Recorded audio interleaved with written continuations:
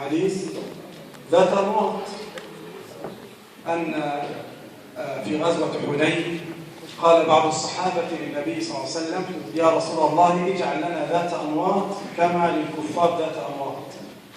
وذات أنواط شجرة كان الكفار ينوطون بها أسلحتهم، أي يعلقون بها أسلحتهم، ويعتقدون أن من علق سلاحه في هذه الشجرة لا يهزم أبدا.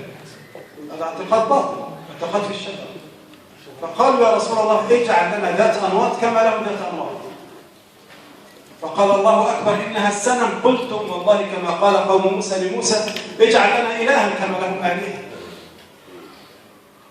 فقلت له: هؤلاء القوم نطقوا بكلمة الكفر واعتقدوا اعتقاد الكفر، والنبي صلى الله عليه وسلم بين أحد أمرين: إما أن يعذرهم بجهلهم فيبين لهم الصواب فقط، وإما أن لا يعذرهم بجهلهم فيكفرهم ويأمرهم بأن يجددوا إسلامهم بأن يشهدوا أن لا إله إلا الله وأن محمد رسول الله لكي يدخلوا في الإسلام ثم يبين لهم.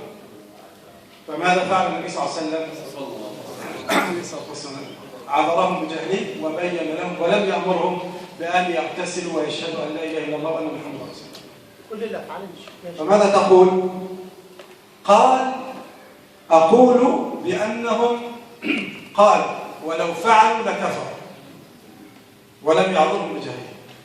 قلت له: معلوم أن الكفر قد يكون بالقول، قد يكون بالاعتقاد، وقد يكون بالفعل.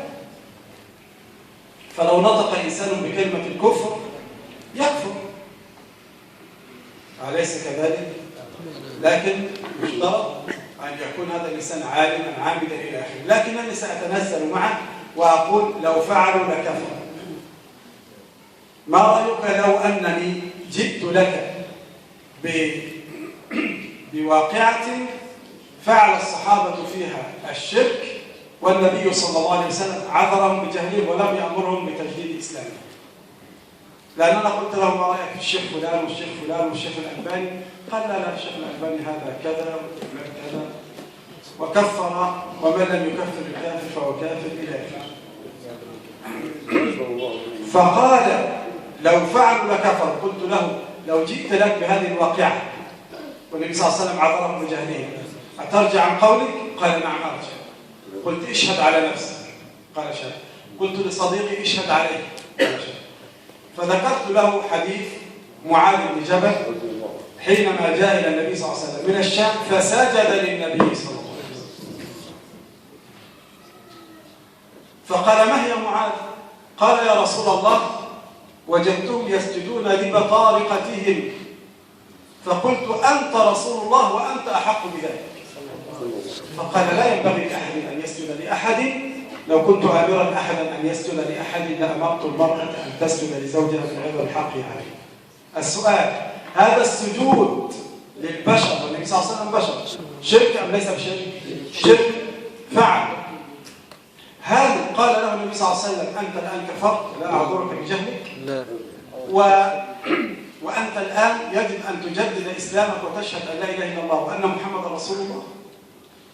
لا سيما أنت تقول الآن بأن ليس هناك جهل ولا كذا. الناس الآن الإذاعات وإذاعة القرآن الكريم والعلوم منتشرة ما شاء الله، لا عذر لأحد. قلت له: أتدري من هو معاذ هذا الذي عبره النبي صلى الله عليه وسلم بجهله؟ أعلم الناس بالحلال والحرام معاذ رضي الله عنه. معاذ يأتي يوم القيامة قبل علماء الأمة برتوة. هذا العالم وقع في شرك وعذره النبي صلى الله عليه وسلم بجهله ولم يقل له: تشهد أن لا إله إلا الله وأن محمد رسول الله، وعذره بجهله. قال: حديث ضعيف. لا بأس. هذا المجلد السابع من إرواء الغليل، افتح صححه الشيخ الألباني.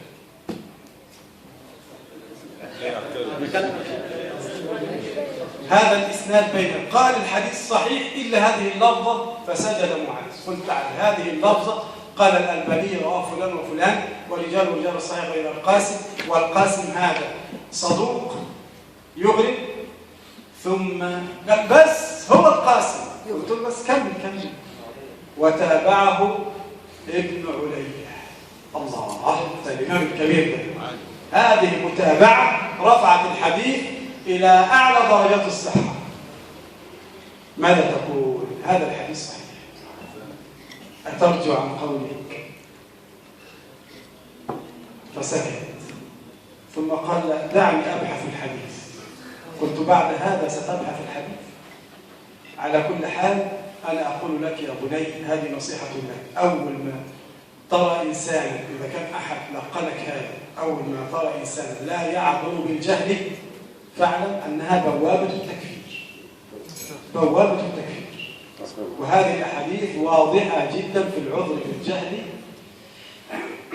الشيخ فلان لا يعذر بالجهل، والشيخ محمد بن عبد الوهاب قال، والشيخ فلان، هؤلاء علماء على رؤوسنا. ولكن السؤال، هل يستدل بكلام العالم أم يستدل على كلام العالم؟ يعني كلام العالم يحتاج إلى دليل. يعني كلام ابن تيمية، كلام أي أحد دون رسول الله صلى الله عليه وسلم، حتى من هو أفضل من ابن تيمية وابن عبد الوهاب الصحابة رضي الله عنهم، إذا جاء بقول يخالف حديث النبي صلى الله عليه وسلم نأخذ بحديث النبي صلى الله عليه وسلم، مع احترامنا لهؤلاء العلماء الأجلاء الفضلاء، ولا ننزل من مكانتهم. فهذه المسألة أحببت أن أنبهكم عليها، لأن بعض الشباب قد يعترض بعض الأقوال، قال الشيخ فلان وقال الشيخ فلان. أنت ارتقي مباشرة إلى النبعين، الكتاب والسنة، وهذان الحديثان واضحان جدا في العذر بالجهل. نعم. حديث حنظلة يا شيخ خلص. حديث حنظلة اللي كتبه الورقة إلى قريش.